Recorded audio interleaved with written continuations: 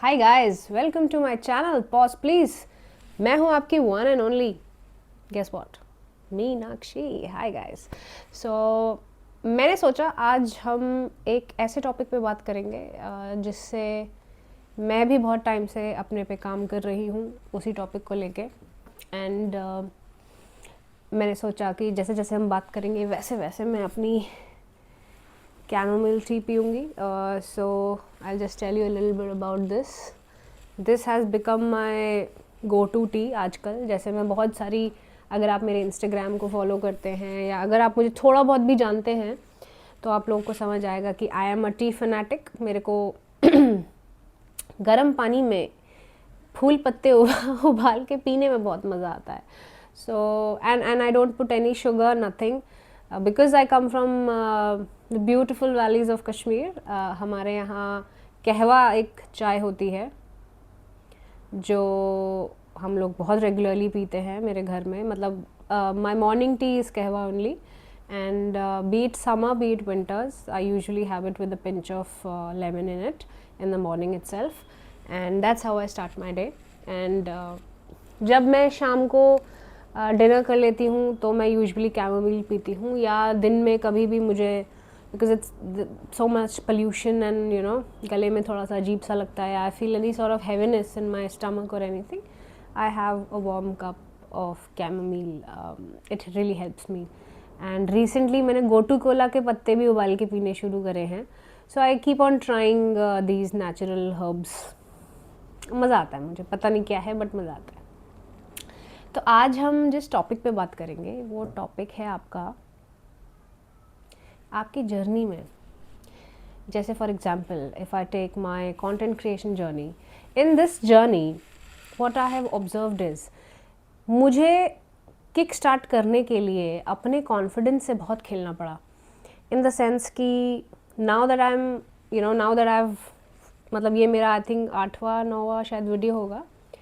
तो जब वो एक पहला मैंने जो नटखट का पहला व्लॉग करके जो वीडियो डाला था वो मैंने करीबन 3 से 4 बार पहले रिकॉर्ड किया था अपने कैजुअल उसमें मतलब बहुत ही अलग अलग, मतलब I really wanted it to be a spontaneous video because I wanted to connect with people one on one, because ऐसा भी मेरा मानना है कि बहुत टाइम आगे जाके जब और लोग मुझसे जुड़ेंगे और जब वो मेरा पहला व्लॉग देखेंगे तो they should see the sort of person I am, और क्या मेरा मोटो था उस वीडियो को या ये जर्नी शुरू करने के लिए. तो कंटेंट क्रिएशन से एक चीज़ मुझे बहुत समझ आई है जो बहुत ज़बरदस्त लगी, वो ये है कि हम लोग कंटेंट क्रिएशन को ऐसे देखते हैं कि it's just content creation, but content creation is so much more.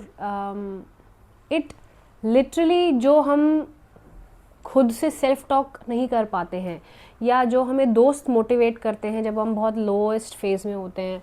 For example, put yourself out there. Why do you feel shame about talking yourself? Of course, with the advent of AI and a lot of other things, with privacy issues, Grok का इतना कुछ सुनने में आ रहा है. All of that aside, I know these are major things जो concerns मेरे दिमाग में भी आते हैं कि इतना कुछ हम लोग पब्लिकली अपनी सारी इन्फॉर्मेशन डाल देते हैं, अपना सब कुछ, मतलब anybody can do anything. But I don't want to go in the negative spun of things. I just want to focus on the positives that I've seen since I've started getting into content creation. I'm a person who can speak to people one on one. I'm a very good conversationalist. I can speak to people. I read a lot. अलग अलग चीज़ों पे पढ़ती हूँ, सोचती हूँ, बहुत बहुत अलग अलग लोगों से उनका पर्सपेक्टिव सुनती हूँ. I'm a very active listener as well. Of course, ज़रूरी नहीं है कि मुझे हर चीज़ पता हो, मुझे हर चीज़ नहीं पता है, और मैं इसमें कोई ईगो पे नहीं लेती, क्योंकि दुनिया में इतना कुछ है, हर चीज़ में मेरी एक्सपर्टीज़ होगी भी नहीं. It is impossible. एंड अगर कोई आपको वो शेम फील करवाता है तो उस पर मेरे को छोटा कभी फील नहीं होता. If I don't know anything, I never feel small. It is an opportunity to learn. It is an opportunity to learn more. It is not, it doesn't mean that हाय मेरे पास, अरे I had such a busy life, I was surviving, I was earning, मेरा focus कहीं और था. And ज़रूरी नहीं है कि आप इतने ज़िंदगी के इतने जद्दोजहद में जब मशरूफ़ हों तो आप आपको हर छोटी छोटी चीज़ का पता चले। बच्चे होते हैं, कॉलेज में बच्चे होते हैं जिनके पास समय होता है, जो बहुत रिसर्च ओरिएंटेड होते हैं, अच्छे से रिसर्च करते हैं, पढ़ते हैं, कई लोगों का रुझान होता है, पढ़ते हैं, but never feel ashamed of things you don't know. How can you know everything? It's totally fine.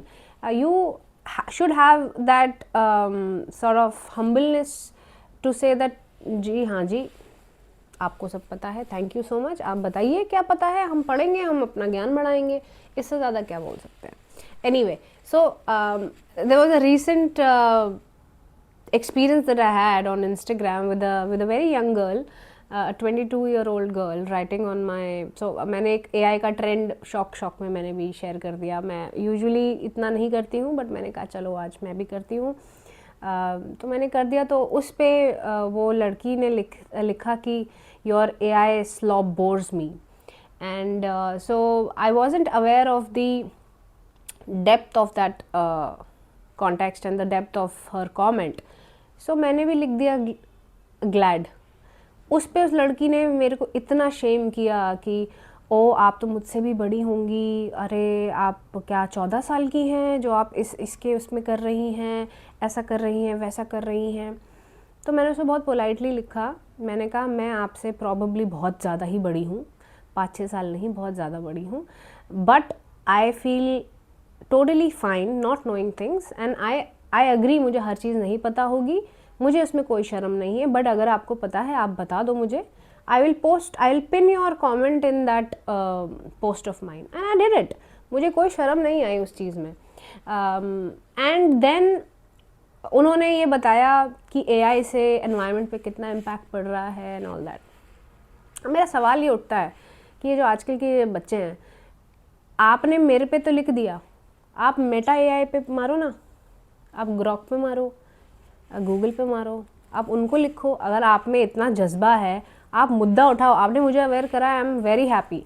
But I have also seen people have a way of putting their words forward. फिर मैंने उस लड़की को उसी comment section में लिखा, and I of course अब कोई मेरे को इतना लिखेगा तो मैं प्रोफाइल तो चेक करूँगी.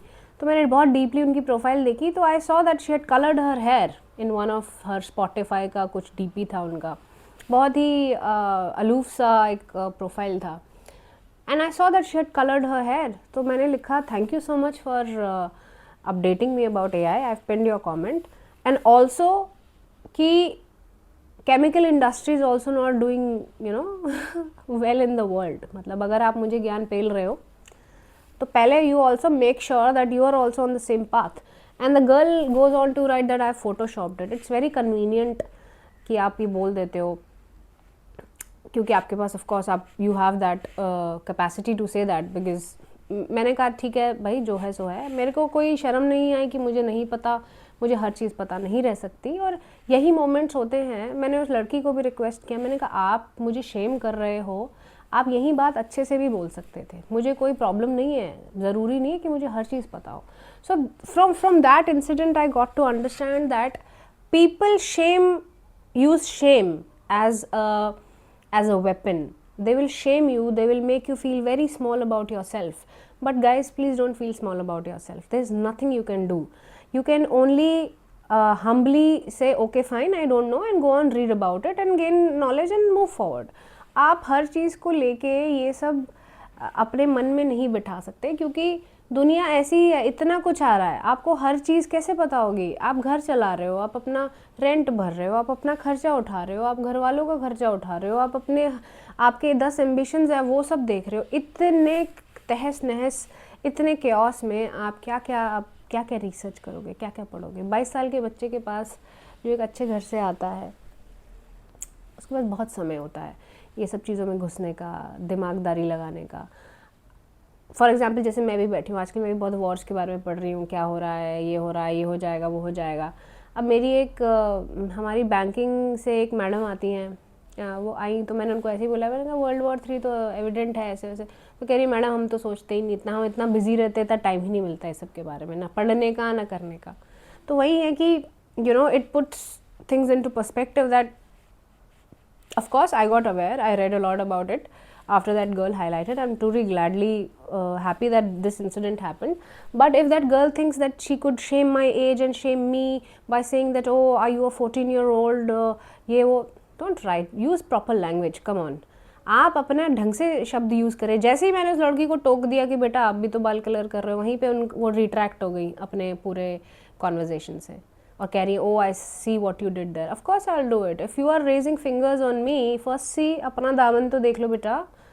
You know, so totally fine. अगर उसके पोस्ट पे वो कलर्ड हेयर वाला पिक्चर नहीं भी होता तो मेरे को कोई ऐसा वो नहीं था that I wanted to give her back, but I was very curious who this girl is. And you know, it's a very very natural response. अगर आपको कोई ऐसा लिखता है तो आप ये लिखोगे ही. बट देन वही है कि भाषा का आप प्रयोग कैसे कर रहे हो. आप अगर किसी नॉलेज में जागृति लाना चाह रहे हो, आप लाओ ना, किसने रोका है. आप अवेयरनेस का वो साधन बनो, आप मोर्चा निकालो, हम आपके साथ हैं. आप इंटरनेट यूज़ कर रहे हो, वहाँ भी तो सर्वर ही लग रहे हैं. बट एनी वो बात की बात है. हम लोग तो एक ऐसे मैट्रिक्स में फंसे हुए हैं कि हम एस्केप करना चाहें तो भी नहीं कर सकते. सर्वाइवल कैसे होगा. But anyway, it is a very different topic. So what I really wanted to talk about was, this video was entirely about SWOT analysis. So आप लोग अगर मार्केटिंग के हैं या आप कॉर्पोरेट में हैं या आप कहीं भी हैं, आपने SWOT analysis के बारे में सुना ही होगा.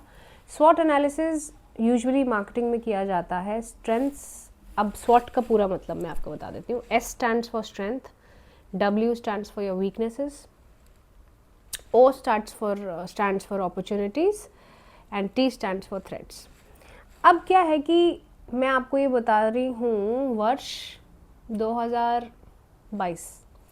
So 2022, of course 2021, 2020, 21, 22 were very tricky years for me, and I used to dig myself a lot in the sense that what are my strengths, what do I do, how do I, you know. So एक interview हुआ था मेरा, तो उन्होंने मुझसे पूछा था कि आप मतलब how will you be able to position your self in the company and all that. So I thought कि let me just give them a very creative answer. So what I did was, मैंने अपना स्वॉट analysis करके दिया उनको.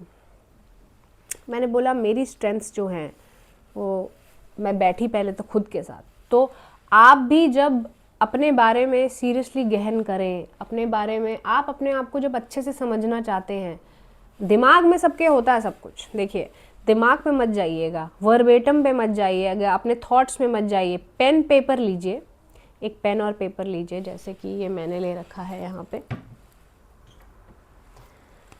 एक diary लीजिए, एक pen paper लीजिए, ठीक है. मैंने ये पूरा लिखा है स्वॉट एनालिसिस. आप अपने स्वॉट एनालिसिस में लिखिए कि आपकी स्ट्रेंथ्स क्या है, ठीक है. आप किन चीज़ों में बहुत अच्छे हैं. और आप एक काम करिए, आप अपना नॉर्मली जो स्किल वाइज आपको लगता है वो अलग करिए, और जो पर्सनली आपको आपके जो पॉजिटिव्स हैं, जो आपके दोस्त या आपका जो लोग यूजुअली एक परसेप्शन बना के रखे हैं, उसका एक अलग रखिए, ठीक है ना. इससे क्या होगा कि आपको लोग कैसे देखते हैं वो भी पता चलेगा, और आपके स्किल सेट कैसे हैं वो भी पता चलेगा. सो मेरा जो फोकस यूजुअली रहता है, I am not here to teach you how to find a job, I am not here to teach you how to find, मतलब मैं नौकरी मुद्दे पे बिल्कुल नहीं जाऊंगी. मैं, मेरी जो अपनी जर्नी रही है वो खुद की खोज रही है. मैं कौन हूँ. मीनाक्षी जो है इस दुनिया में जो आई है वो तो ठीक है.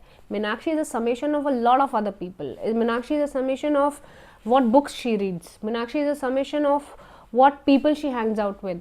Meenakshi is a summation of what she sees she wants to be in the future. Meenakshi is a summation of her DNA. उसके माँ बाप से क्या आया है. Meenakshi is a summation of her sister, her friends, her books, her influences, you know, all of that. And also a summation of how she idealizes herself. How do I see myself? सो जो मैं अपने साथ करती हूँ वो मैं बस आपके साथ शेयर करना चाहती हूँ. वो बाकी आप पर है, आपको कितना जमता है, कैसा ठीक लगता है. वो of course it is a very subjective discussion कि what do you want to see, and you know it, I will just tell you what how I have, you know, sort of dealt with my own self and saw my gaps, and worked on my gaps as a personality, as a person, as a skilled individual in the market. And very deeply किन लोगों को मेरी बातों से hurt होता है, क्यों होता है, मेरी कौन सी पर्सनालिटी का ट्रेट है जो किसी को हिट कर जाता है, उनकी कौन सी पर्सनालिटी का ट्रेट है जो मेरे से नहीं जमता है, क्योंकि आपको हर बंदा आपके फिटिंग का नहीं मिलेगा. Anyway, so we'll start with your strengths. आप एक ऐसा चार्ट बना लीजिए जैसे नॉर्मली हम बनाते हैं. यार अगर आप चार्ट भी नहीं बनाते तो आप जैसे नॉर्मली एक क्वाड्रेंट बना लेते हैं like this. In this quadrant you can write your strengths, weaknesses, opportunities and threats. Anyway, तो अब स्ट्रेंथ्स पे आ जाते हैं हम. अब स्ट्रेंथ्स का कहने का ये मतलब है कि आपने अपने बारे में, आपको क्या लगता है कि आपकी ताकत क्या है. फॉर एग्जाम्पल, मेरी जो ताकत है वो है रिसोर्सफुलनेस. अगर आप मुझे कुछ भी नहीं देंगे, मैं कुछ में से कुछ बना लूँगी. ये मेरा एक ट्रेट है, एक बहुत सॉलिड ट्रेट है. वो ट्रेट ने मेरे को बहुत वर्स्ट कंडीशन से निकाला है, क्योंकि this trait has also helped me see so many other things in a very different perspective. अगर मेरे पास नौकरी नहीं है, मैं वीडियो बना लूँगी. मेरे पास वीडियो नहीं है तो मैं अपने दोस्तों में, मतलब मैं कुछ ना कुछ जुगाड़ निकालती रहूँगी, मैं बैठूँगी नहीं, मैं जुगाड़ निकालती रहूँगी. This is how I have always been. मतलब ये ऐसा भी नहीं है कि ये कुछ इनेट ट्रेट है, बट वो कहते हैं ना कि necessity is the mother of invention. तो जब मेरे साथ ऐसे इंसिडेंसेस हुए तो ये पर्सनैलिटी का एस्पेक्ट मेरा निकल के आया है कि I am extremely resourceful person. मैं I love that trait about my self, that आपदा में भी हम अपने लिए एक अपॉर्चुनिटी, और होती है, हमेशा होती है. आप ढूंढना, हमेशा कोई ना कोई अपॉर्चुनिटी कोने में पड़ी होगी, आपका इंतज़ार कर रही होगी कि भगवान देख रहा होता है कि आप कैसे वो अपॉर्चुनिटी निकालोगे. और बहुत अनकन्वेंशनल होता है. आप ये मत समझिए कि दुनिया में बस नौकरियां आई हैं, बहुत तरीके हैं. ये फ्रीलांसिंग, ये मूनलाइटिंग आता ही नहीं अगर लोगों ने कन्वेंशनली सोचा होता तो बहुत चीज़ें हैं करने के लिए. अपना दिमाग खोलिए. ऑफ कोर्स कुछ गलत मत करिए, किसी का नुकसान मत करिए. हो सके अपने एंड से जितने लोगों की मदद कर सकते हैं मदद करिए. और इस भाव से नहीं कि मुझे मदद मिलेगी, इस भाव से कि मदद करनी है. ये भी बहुत बड़ा भाव होता है अगर आप में उतनी कैपेसिटी है तो. एनीवे, अब स्ट्रेंथ तो ये हो गई. अब मैं इतना बोल रही हूँ तो मैं थोड़ा पॉज तो ले ही लेती हूँ, है ना. पॉज प्लीज, आई जस्ट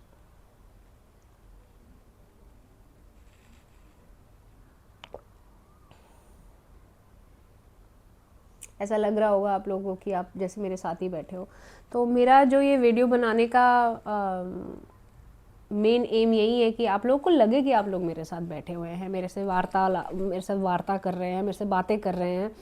ऐसा नहीं लगना चाहिए कि हम टीवी पे देख रहे हैं या स्क्रीन पे देख रहे हैं. ऐसा लगना चाहिए एक नॉर्मल बंदा बैठा है, क्योंकि आज की एज में इतनी एडिटिंग हो गई है, मतलब ठहराव नहीं है. लोगों को आप वो स्पेस नहीं देते हैं एरर्स करने का, लोगों को एक्सेप्ट नहीं करते हैं अगर वो हल्का सा भी इम्परफेक्ट हो गए. मैं आप लोगों को बताना चाहती हूँ, मैं बहुत इम्परफेक्ट हूँ, मैं बहुत स्पेस लेती हूँ, मैं बहुत समय लेती हूँ और अपना समय लेती हूँ. और वही मैं लोगों में थोड़ा सा अपने वीडियोस के थ्रू अगर